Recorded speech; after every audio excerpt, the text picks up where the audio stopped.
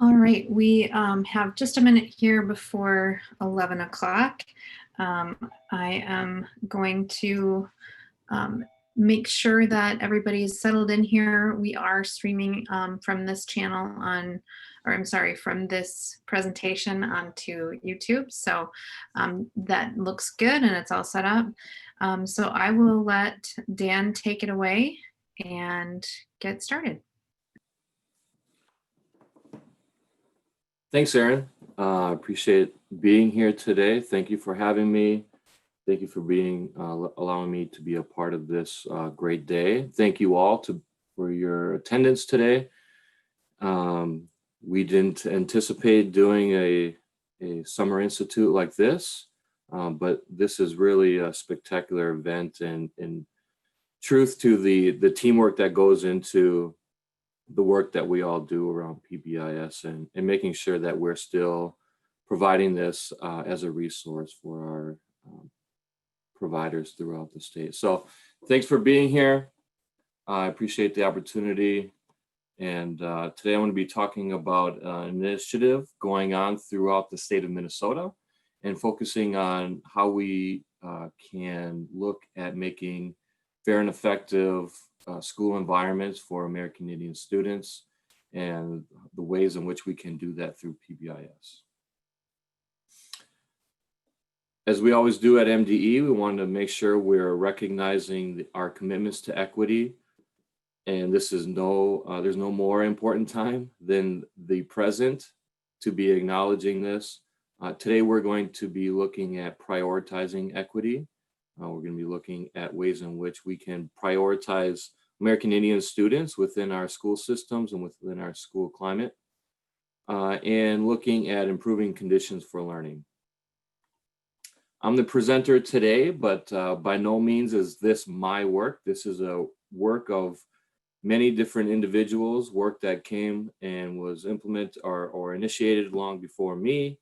I'm very honored to say that I've been a part of it, but by no means is this my work, and it's a work of the collective.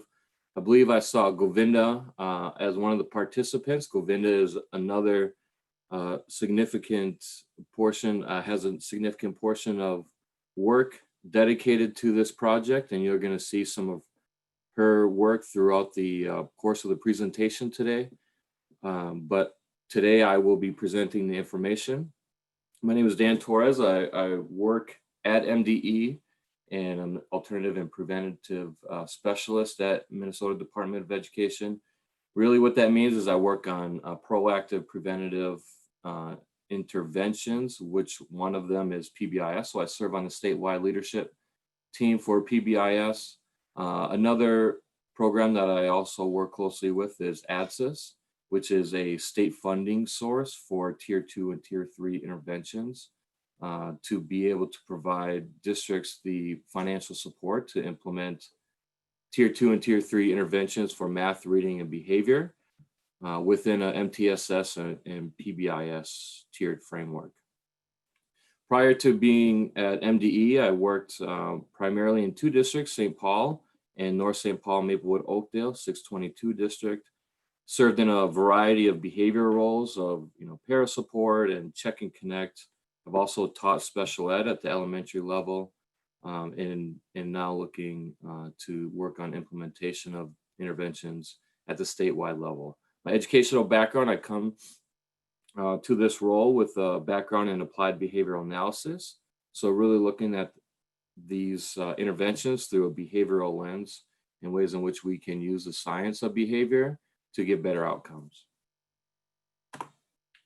The objectives of today's presentation to look at the distinctions between PBIS as a framework, and then also the practices within PBIS. So we'll be going through the differences of how we can look at that and just giving a way of organizing PBIS in a way that looks at the differences there, so we can look at ways in which we can impact American Indian students throughout the state. We're going to look at PBIS and its relationship with American Indian students. I have some data to show on disproportionality. throughout the state. We'll also take a look at the current Native Voice PBIS initiative and the work that's being done in the stages that we're at right now with the work on a statewide level. So PBIS, what is it?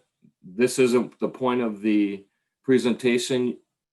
The assumption is that a lot of folks on this call have a lot of knowledge on PBIS, but I want to make sure I'm grounding our conversation today with the foundations of PBIS. So implementation framework for maximizing the selection and use of evidence-based prevention and intervention practices along with multi-tiered continuum that supports the academic, social, emotional, and behavioral competence of all students.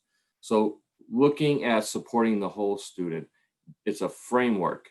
It's a set of core practices that are in place that can be adapted locally to support students in a holistic measure. So really, we're going to go through what that means for American Indian communities in ways in which this current initiative is focusing on that, but really looking at grounding our conversation in the purpose of PBIS to support the academic, social, emotional, and behavioral competence for all students. So taking a look at framework versus local strategy. Framework is that PBIS, so there's the core features. There is written in state statute what PBIS is. So there's that framework. The stated objectives. We're trying to improve the behavioral outcomes for all students. There's focus, goals, and results. These are the things we want to achieve. And there's known participants. So these are the things that you can look at and measure within the tiered fidelity inventory, the TFI. This is the framework. This is the implementation of PBIS is rooted around this framework. Do you know if it's happening? How do you know it's happening? And can we replicate that over and over? Those are the things we want to replicate.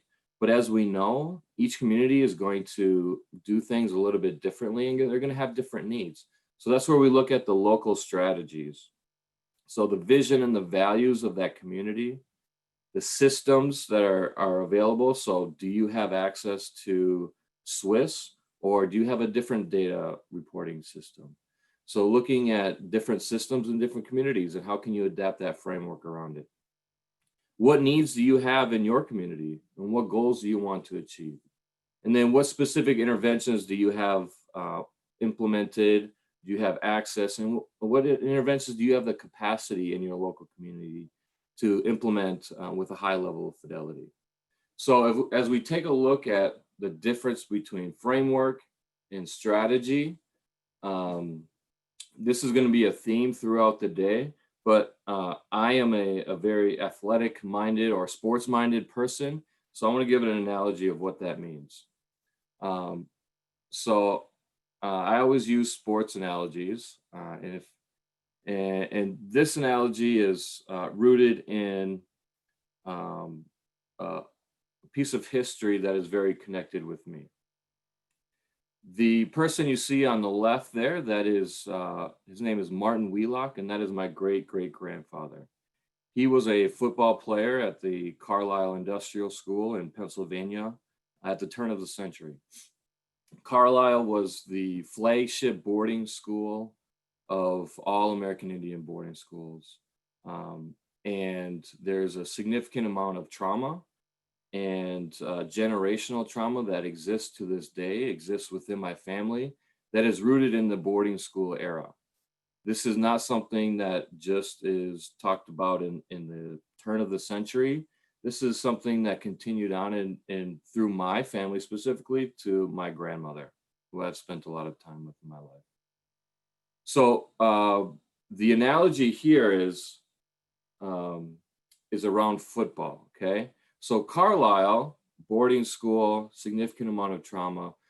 Carlisle in the 1890s, Pratt, who ran Carlisle, agreed to allow Carlisle to have a football team. They wanted to compete and they had a football team. So as we talk about framework and practices, football is the framework. Okay, Carlisle wanted to have a football team, but they had rules that you got to follow within football to know that you're playing football. So if they wanted to compete against the other teams, that the framework is football. So they didn't show up to a football game with their basketball and a hoop. They showed up understanding the rules and understanding the core principles of football. Okay. And in this analogy, Carlisle was very different from a lot of the big schools at the time. The big schools that were very successful in football were the Ivy League schools. Harvard and Yale were some of the examples. And Carlisle was, which is highlighted in one of many books, but one of the books is called The Real All-Americans by Sally Jenkins, in which Martin Wheelock is highlighted in that book as a prime or as a significant figure. And Carlisle had their own way of playing football. So you are probably familiar with the name Pop Warner. Pop Warner was a coach of Carlisle, and he was notorious for trying new things. They tried the hidden ball trick. So they pushed the rules of football by saying, let's hide the ball under our sweater. And so nobody knows who has the ball. Pop Warner also pushed the game of football by saying, we're going to perfect the forward pass. And Carlisle did that. And Pop Warner, Martin is named to Pop Warner's all-time team, and he was an All-American there at Carlisle. And Carlisle was very successful in competing against those high-level schools. So they had their own way of playing. They had different athletes than the Army and Navy and the other Ivy League schools, but they were still playing football, okay? So as we talk about ways in which we can work within a framework to adapt it to be the way that makes sense for us, this is an analogy that takes a look at ways in which we can operate under a certain set of guidelines and core features to make it our own. So many of you are familiar with the state statute definition of PBIS. So these are those framework pieces. These are the guiding principles or core features. So 3 to 5 positive expectations that are taught and practiced. Acknowledgement and feedback system. Consistent and specialized supports for student needs. Data-based decision-making. And continuum of interventions for all, integrated, aligned with supports to ensure academic success, and a team-based approach, okay? So these are the core features. These are the statute as it's defined for PBIS. This is the framework. How do we adapt that to be culturally responsive to American Indian students? What you're gonna see next is a great analogy that I've had the pleasure of seeing Govinda present on a number of times, and talking about that pyramid model. That pyramid down in the lower portion of the screen here is what you're probably familiar with. And here's an analogy that has been used to talk about what is that pyramid. It's not necessarily moving up, but it's adding on, right? So that tier 1 is the ice cream. The tier 1, everybody gets the ice cream. That's the basis for the tier 1 approach. And the analogy goes, the tier 2, you also get ice cream and you get hot fudge. So you're not necessarily just taking away the tier 1 and just getting fudge, you're getting ice cream and fudge. And then the tier 3 would be ice cream, fudge, sprinkles, and looks like a cherry on top. So that's the analogy of how we can explain the pyramid model and the PBIS model of layers of support, right? But one thing that you may not be aware of is that many American Indian people are lactose intolerant. So if you're using this analogy to talk about something that you want to implement, you're also going back to the boarding school type of mentality of talking about something that you think is good for somebody, but it really isn't. It is not. And it's really going to have a physical reaction by the people if you're serving them ice cream, okay? And you have to be aware of these things and aware of your communities to say, am I serving you something that's actually physically harming for you, okay? So Govinda's done a great job of expanding on this. So another analogy would be fry bread. Maybe that's more culturally appropriate. Fry bread, looking at the layers of support. So fry bread on its own is really tasty, flaky, warm goodness. Fry bread tier 2 would be fry bread and powdered sugar. And that tier 3 would be the Indian taco that you hopefully have had the opportunity to eat. Specifically, if you've gone to a powwow, you've certainly had the opportunity, and I'd suggest you take advantage of that because they're tasty. But here's the thing about fry bread. Fry bread is a survival, a symbol of survival. So this is the best meal you can make from in sustainability from government commodities. These are the things that come out of systematic oppression, of people being reliant on government food for their survival. And fry bread represents that. I mentioned my grandmother earlier. I spent a lot of time with her. One of the things we often did was lived in Green Bay, and we would ride the city bus to the Indian Center in Green Bay and pick up the commodities. When we would come home, she would make sure that I put away the kamats in the cupboard, and she would go sit at the table and she would check her blood sugar and she would give herself a shot of insulin because she's diabetic. So these are the things that over time systematically tear down and oppress a people. So when you're thinking about modifying your PBIS structure to be more culturally adaptive, we're going to make sure that it's not just something that you may have a visual of what it means to be American Indian, like fry bread, and making sure that that's not something that's further perpetuating the oppression that's already existing within systems. So a more culturally appropriate, a more healthy and more balanced analogy of what this tiered system looks like in a culturally appropriate way would be talking about wild rice. And this is specifically appropriate for American Indian communities within Minnesota. And talking about that wild rice being the basis of nourishment and bringing people together and ways in which you can tell stories, and that unity which is defined within certain communities. And then combining the wild rice with berries, and at the tier 2 level, and at the tier 3 level, looking at wild rice, berries, and maybe, I don't know if it's venison or moose meat, looks delicious.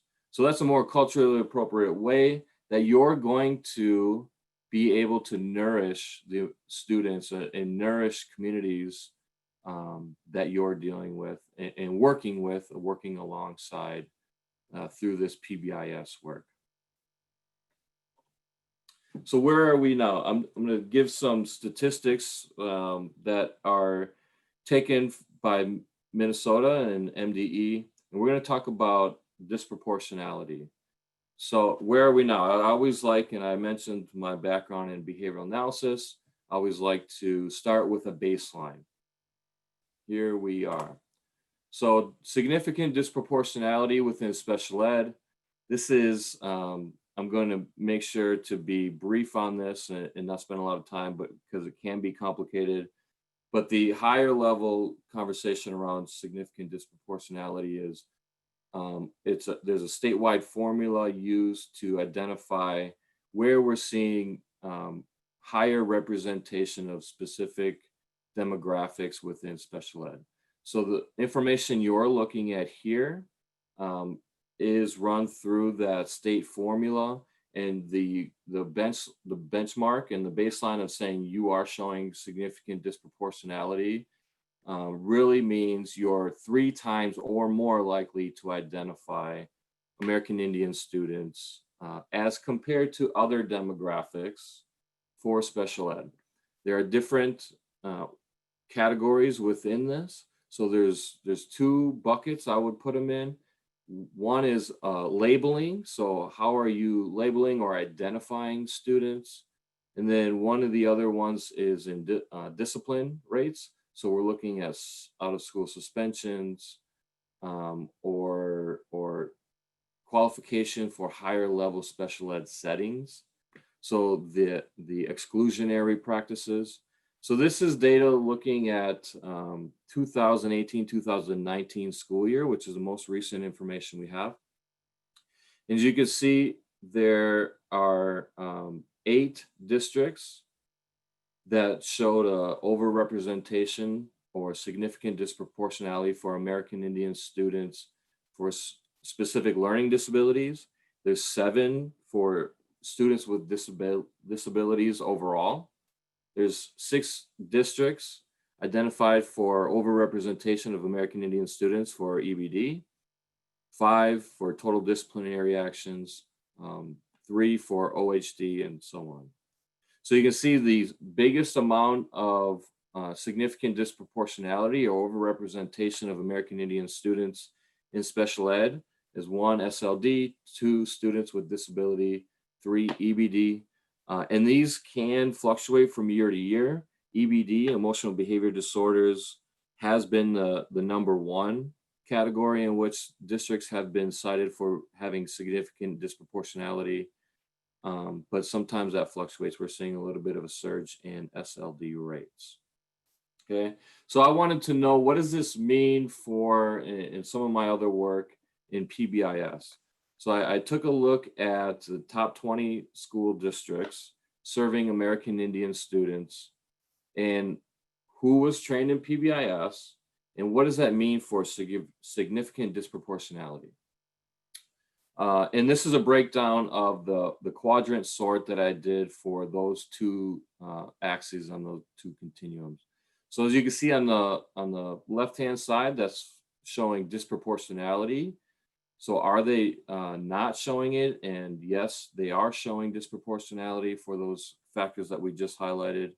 And at the top, we're showing, have they had schools go through PBIS training? No and yes. So as you look at the left-hand column, the gray column there, you see that schools that had not been trained in PBIS, or districts, I should say, that have not been trained in PBIS, there's only 1 that did not show up on that previous list of significant disproportionality. And in this data, honestly, that 1 is currently in cohort training. So my goal is to keep them at no and not showing disproportionality and just move them 1 place to the right in that yes, top right yes category. Okay, so yes trained, not showing disproportionality.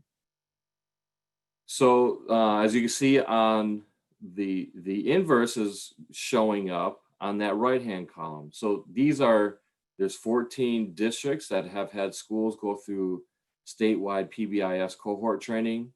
Of those top 20 schools serving the most enrolled American Indian students, of those 14, 10 of them did not show disproportionality and 4 of them did. Okay, so this is saying that, well, I will not say what it's saying, but I like to ask questions. It's interesting to ask the question about what does PBIS and going through cohort training do, just as that first step. And just as that first step, we can see that more districts that are trained in PBIS and have had schools go through PBIS, more districts are showing up at the top of this quadrant sort and saying that they are not showing up for disproportionality in special ed. They're not being cited for overrepresentation of American Indian students in special ed. So I also took it 1 step further and took a look at all the statewide tribally consulting schools in districts. There are 28 of those. These are districts that are required by state statute to consult with tribal communities multiple times throughout the year. And the same trend you're seeing here in the last slide is also here. So on the left-hand side, you see, are they PBIS trained? In that gray column, no.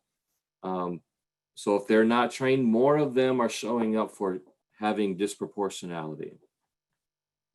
And on the right-hand column, have they been trained?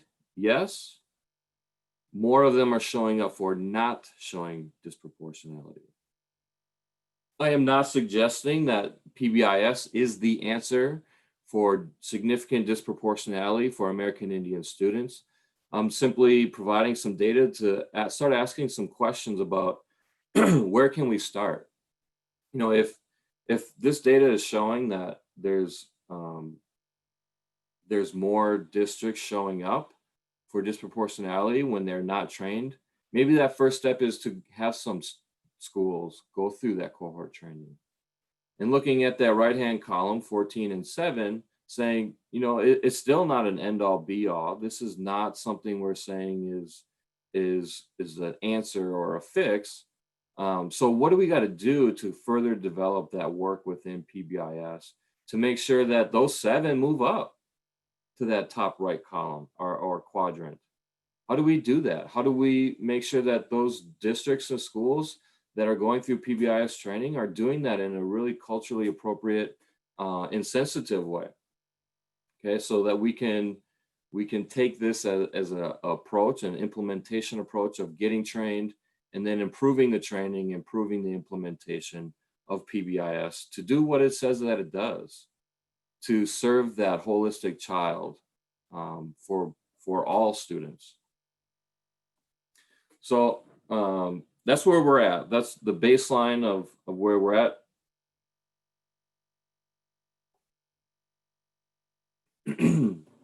Next, I want to get into and highlight some work that I've been privileged enough to have a small role in and be a part of and be here to talk about it with you all today.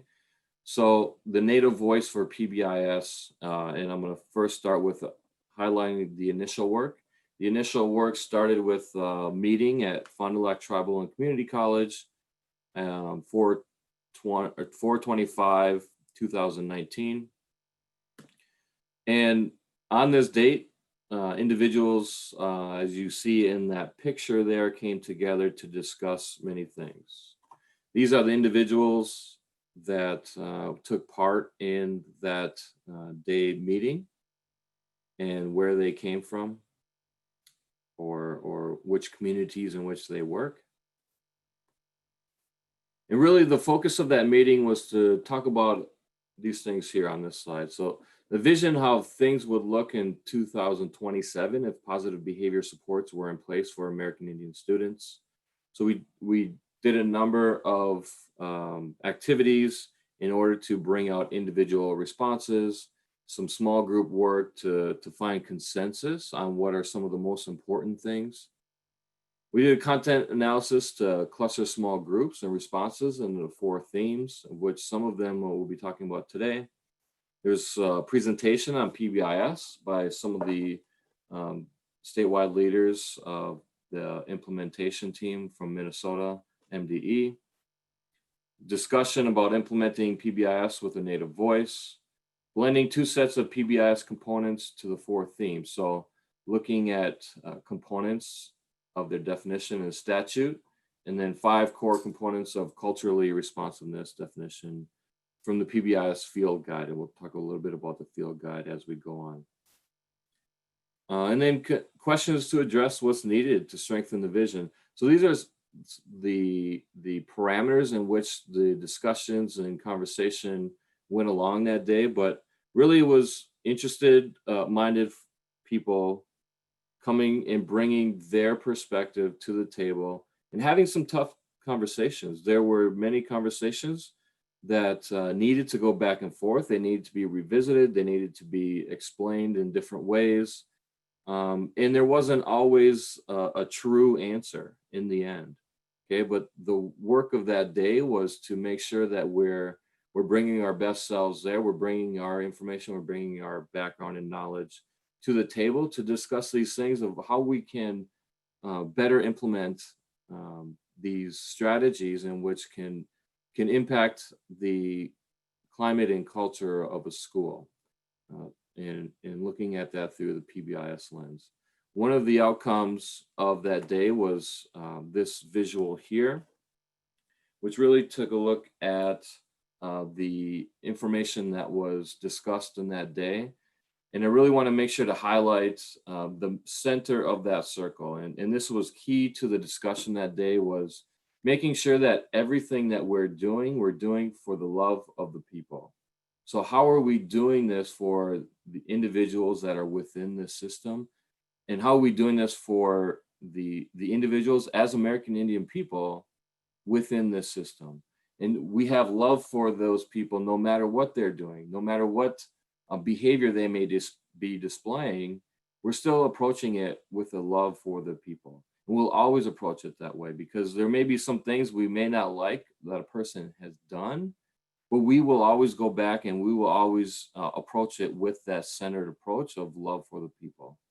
And as we go along and talk about some invisibility information, I want to keep this at the top of your mind, the forefront of your mind, that it's hard to have love for the people if you're not understanding who the people are, if the people do not have a voice within that system. So making sure that we're really centered and focused on that central part of love for the people and love for those kids unconditionally, no matter what background they come from, no matter what behaviors they may be displaying, no matter what they may have said to you in the past. We're approaching it with the lens that we're always going to have love for that person as an individual, as a person, as a worthy part of the community. Okay.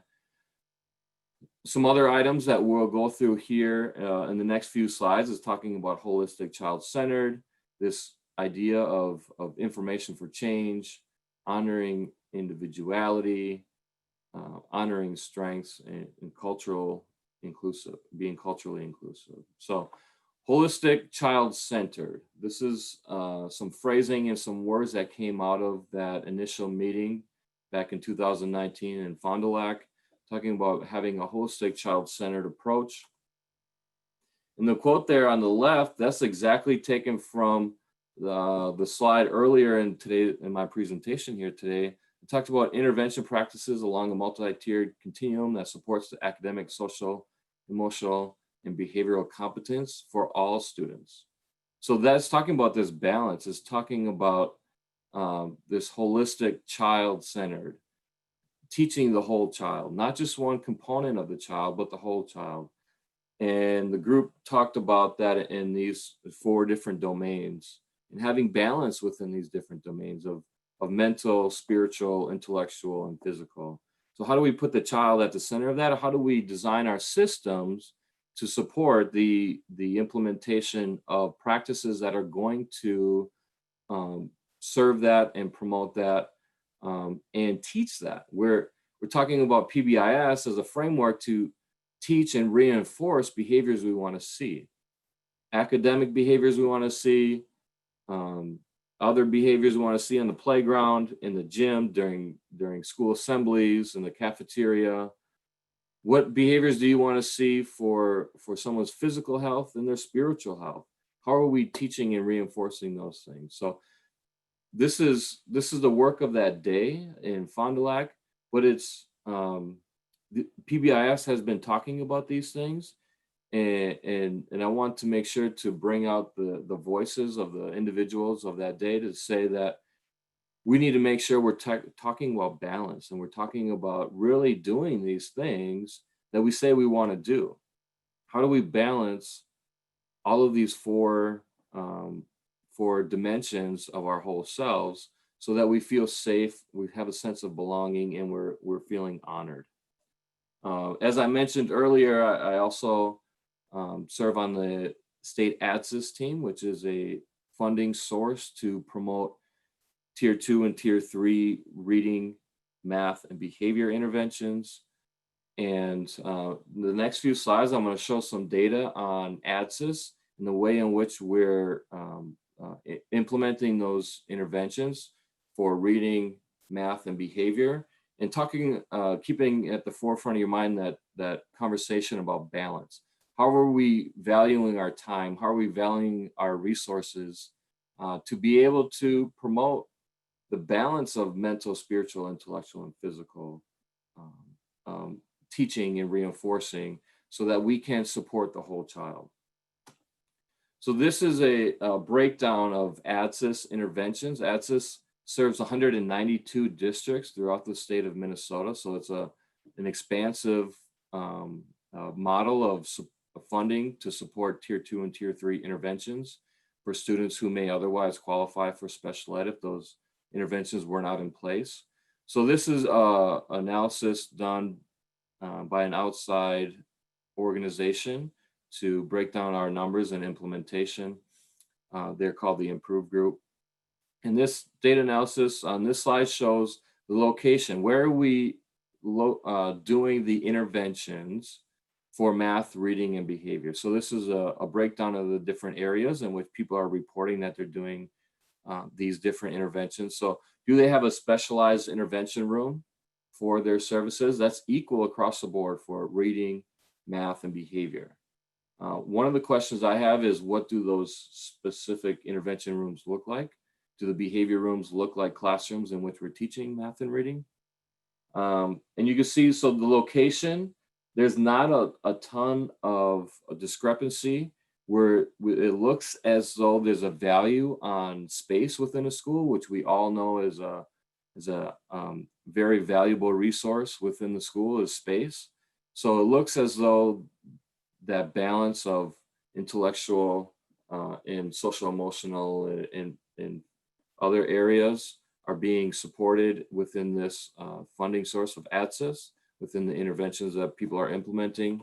Take a look at the duration of those interventions. So how long are they in the intervention that teaches math, or the intervention that teaches reading, or the intervention that teaches other behavioral principles? You can see, although not significantly higher, there is, I would call out the implementation of behavior being 15 minutes or fewer. You can see there the dark blue is reading, the green is math, and the light blue is behavior. You can see that there are many more interventions for behavior that are lasting 15 or fewer minutes. Much more as opposed to reading and math. So how are we valuing the time? How are we really spending that time? Are we putting in enough time with individuals to teach those behavioral components, those SEL curriculum that we have? Are we spending the same amount of time to do that in a balanced way as we are for math and reading? The last part here, I want to talk about it for ADSIS and looking at that balance and how are we serving the holistic child. This is a breakdown of frequency of ADSIS services. So those interventions at the tier 2, tier 3 level for math, reading, and behavior, how often are they happening throughout the week? So you can see math has many more interventions and people implementing math 5 days a week, every single day of the school week, than any other component. Much more people are implementing reading 5 days a week than they are behavior. And then you look all the way to the right, 1 day per week, almost half of the interventions being done for ADSIS are being done, and for behavior, are being done 1 day a week. Okay, so how are we prioritizing the balance within our PBIS structures and the interventions we have within those structures? Talking about the framework itself and then the interventions or the practices that we're doing within that framework. How are we prioritizing that so that we're serving the whole child in a balanced way? This number right here really jumps out at me to ask the question of how can we benefit from something when we're not receiving it?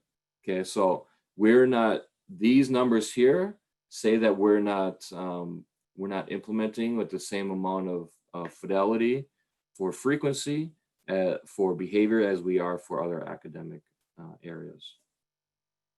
So asking yourself, how often are our kids receiving academic supports? How often are kids receiving those behavioral, social, emotional, mentoring, all of those type of interventions? One other area that came out of the conversation and that initial work in Fond du Lac was talking about honoring strengths. So really not focusing on, earlier I talked about establishing a baseline. Those numbers, those data points, those are not good.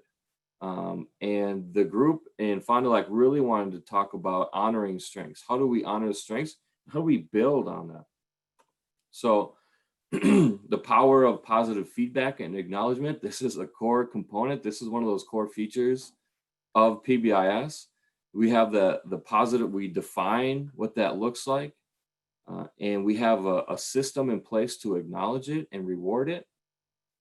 The other thing that came out, one of the terms that came out of that conversation on that day in Fond du Lac was talking about flip the script. So really using data to improve things, and using data not as a way to show a perpetually system that is perpetually pushing American Indian students out, but how do we look at the strengths within those students, within those communities, within our structures, so that we can build upon that? And the image that you see there on the bottom is a pretty standard PDSA cycle of taking a look at, we have a plan in place, we're going to do that plan. How are we measuring? What outcomes are we hoping to see? Studying the data points, studying the implementation of it, studying how it's working, what are the outcomes, and then acting. How do we adjust it? How do we adjust that initial plan? How do we get better? So flipping the script, starting with some strengths and continuing to get better and better and better and build it up and build it up without relying on the negative connotations that are often used in conversations that are often had within MTSS meetings or other special ed evaluation type of meetings, but looking at that strengths-based perspective.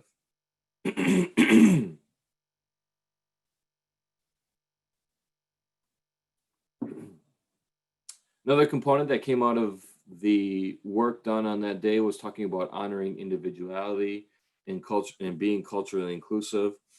I want to highlight the work of Reclaiming Native Truth research of 2018. And this was a largest public opinion research project on Native Americans in which they really highlighted the voices of American Indian people throughout the United States and Canada. And one of the themes that came out of that research was that invisibility was a major theme, and the perceptions of meeting the needs of invisible communities was often difficult. Okay, one of the stats as a part of this research, and they did polling, they did community events, they did conversations to really look at the narrative behind people's stories. And one of the data points said only 36% of people that they worked on in this project believe that American Indians face discrimination. So the overwhelming majority of people involved in this work said that they didn't even feel like American Indian people face discrimination. And as a quote of one of the researchers, a part of the project, is saying it, invisibility of Native people is a modern form of racism.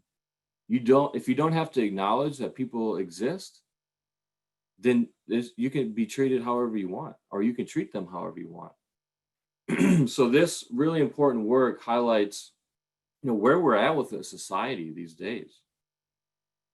All of the civil unrest going on in our communities throughout the country and throughout the world. How many times have you seen a American Indian elder on the news talking about how it's impacted their community? How much is the story about the highest percentage of deaths for COVID is being talked about that is happening in the Navajo Nation? These invisibility features are prevalent and perpetuate the inequalities that are going on in society and certainly within our schools. Do we know who these people are? How do we know who they are? How do we know what that means to be American Indian? So here's some stats in the media: 0.0 to 0.04, not 4%, but 0.04% of media representations portray Native Americans as contemporary people. 95% of first 100 Google images and 99% of first 100 Bing searches for the term Native American and American Indian are antiquated portraits. School curriculum, 87% of references to a Native American in 50 states' academic standards portray them in a pre-1900 context. So Native American in these three specific, at least, instances are people of the past. They're people that don't exist. They're not even here, right? So how are we building structures around, and it's difficult to build structures around supports for people we're not even recognizing. What does that mean to be American Indian as in the year 2020? What does that mean as compared to maybe some of the history you may know of tribes throughout the country in North America? So the question, how do we honor someone when we do not see them? If you're not recognized, if you're not even at the table, if you're not part of a PBIS team, if nobody on that PBIS team knows what that means to be American Indian, how do you support the students and their families? How do you honor them if you don't even see them? For me, I mentioned, some of my background. I spent the weekend in a car with my dad, going on a reservation cemetery tour. He was showing me where all my relatives, not all, some of my relatives are buried. Before I came on the presentation today, I smudged. But I'm a regular guy. I coach high school soccer. I eat chicken wings. And I'm passionate about this work. But what does that mean? I don't have a ponytail. I did not grow up in a culturally focused household. But that does not mean that those generational things that I talked about in boarding schools and in different areas hasn't affected me, hasn't affected my family. It certainly does. And you may not know that about me. Do you know that about your students? Do you know that about your families? Do you know that background? And how are our systems set up to be able to support that when in fact, nobody has to tell you. The system just needs to be there. Nobody has to tell you, oh, I'm American Indian. Oh, now you need to do this. Let's start the other way around and reverse engineer it and say, this system works for everybody. But the question to you is, do you see those students? Do you see those families in your school, in your district? How are you honoring them? And it's not just the most glaring person that you may see, or the person who you know and has brought their culture to your attention, but how are we not acknowledging all of those people? Okay, so the state of Minnesota, MDE, is working on this work and have brought together a work group of members to be able to take a look at what are those things that we're doing to implement PBIS and being culturally adaptive to American Indian students. So in collaboration with Fond du Lac Tribal and Community College, and I've mentioned Govinda's voice, our name, she is also a partner in this project. And you can see other folks that are a part of this project to really uncover what's going on in their schools, in their communities. Where are some things that people really are not feeling heard? Where are some things that people are not feeling that they're seen? And where are things that action is not being taken? Okay, so those are some things of making sure that voice is heard. We're getting around that invisibility piece. People have a seat at the table and they have a platform in which to advocate for themselves and for their communities. And also the work group is taking a look at what are some of those highlight areas.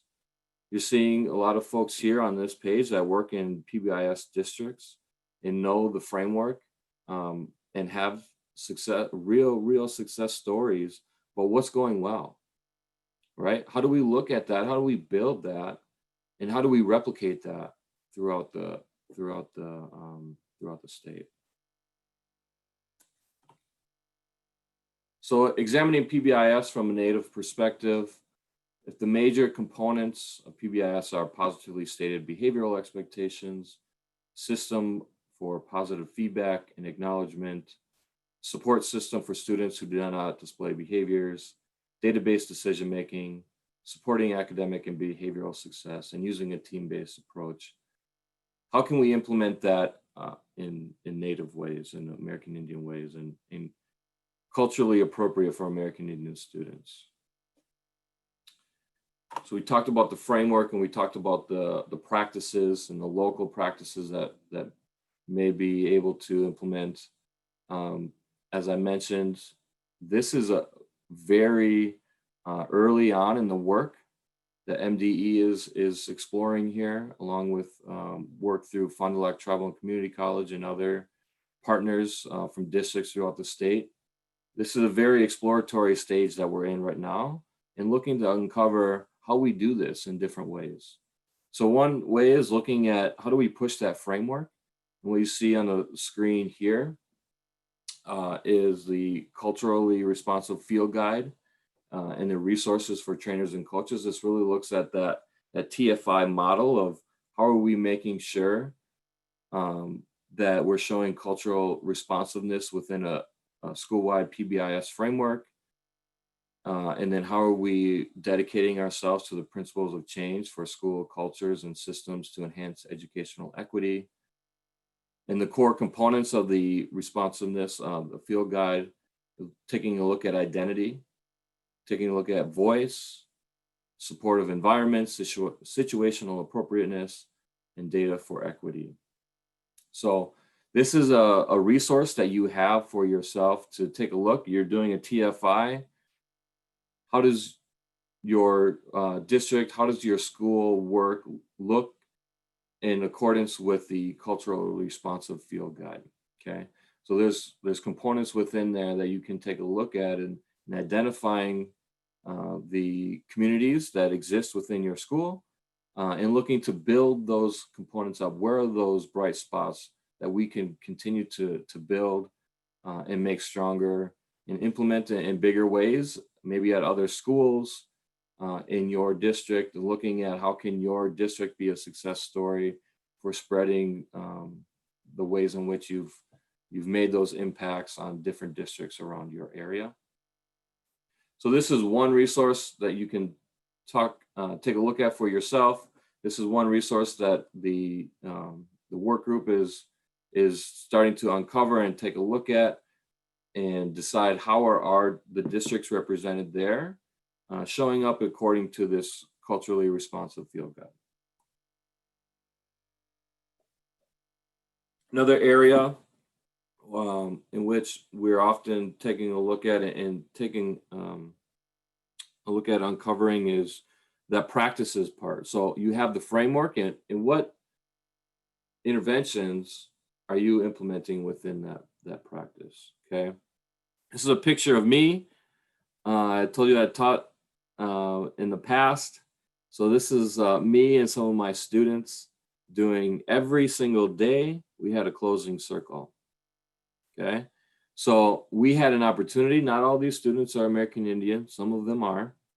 And every single day they came down to my classroom at the end of the day, and we had a closing circle. This is an opportunity to build a community for those kids, give them a sense of identity, empower them to be who they are, and really create a community for those kids. And, you know, when we're talking about the implementation of access services and taking a look at how often are those kids receiving those services that are focused on their spiritual, their mental health, how are we doing that every single day? Not just for 30 minutes, how are we doing that every single minute of the day in our classrooms, right? This is one example of how I attempted to create that intervention within the PBIS structure. This is a PBIS school, to be able to give those kids that balance. This is something that MDE also supports, is restorative practices, is looking and furthering developing that work within American Indian communities throughout the state of Minnesota. So how are we learning and how are we providing that? You do not need, this is not a tribal practice in accordance, what you're seeing here is not a tribal practice in accordance to any community throughout Minnesota or the United States.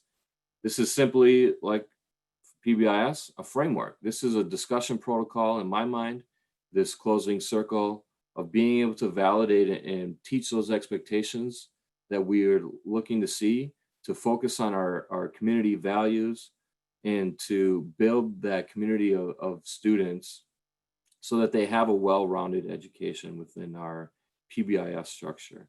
This is one intervention that can be plugged into that. Okay, there are many, many more.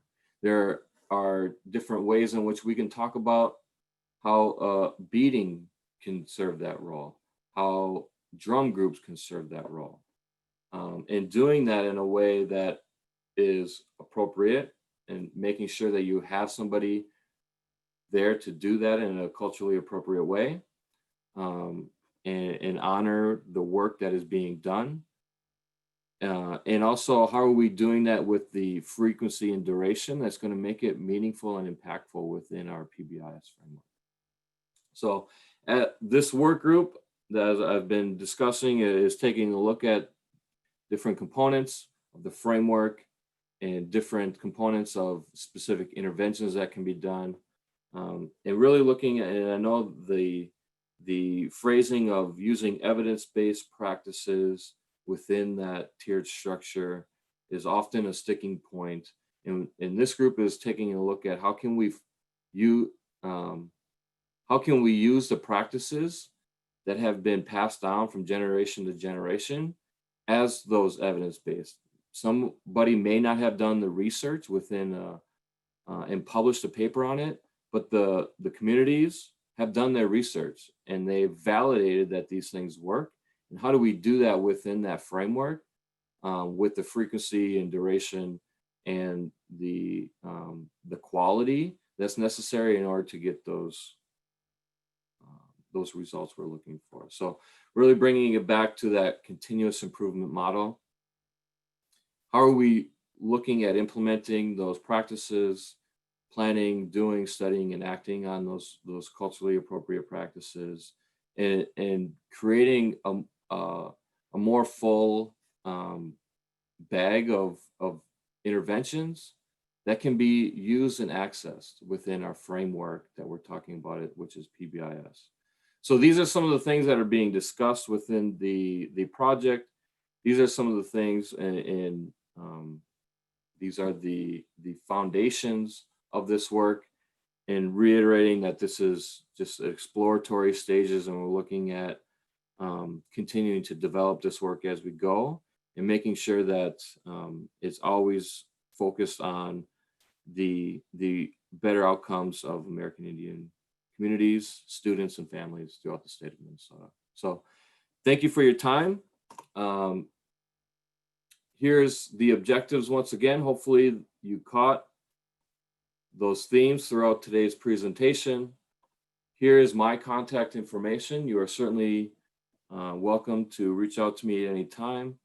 I am currently working from home since March, and still very active. So appreciate your time and being with us today. And please reach out if you have any questions. Thanks, Dan.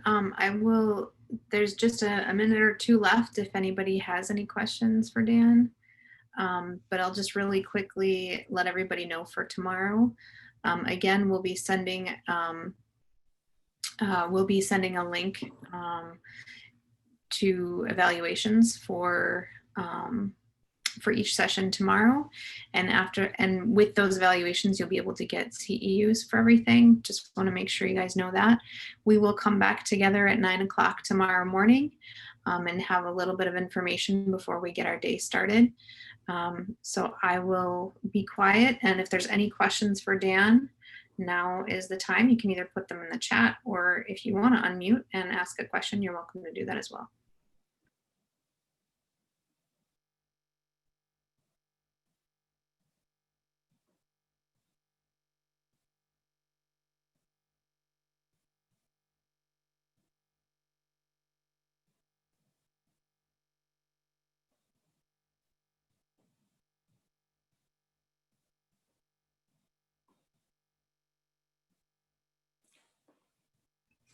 All right, thanks everybody. We'll see you tomorrow morning.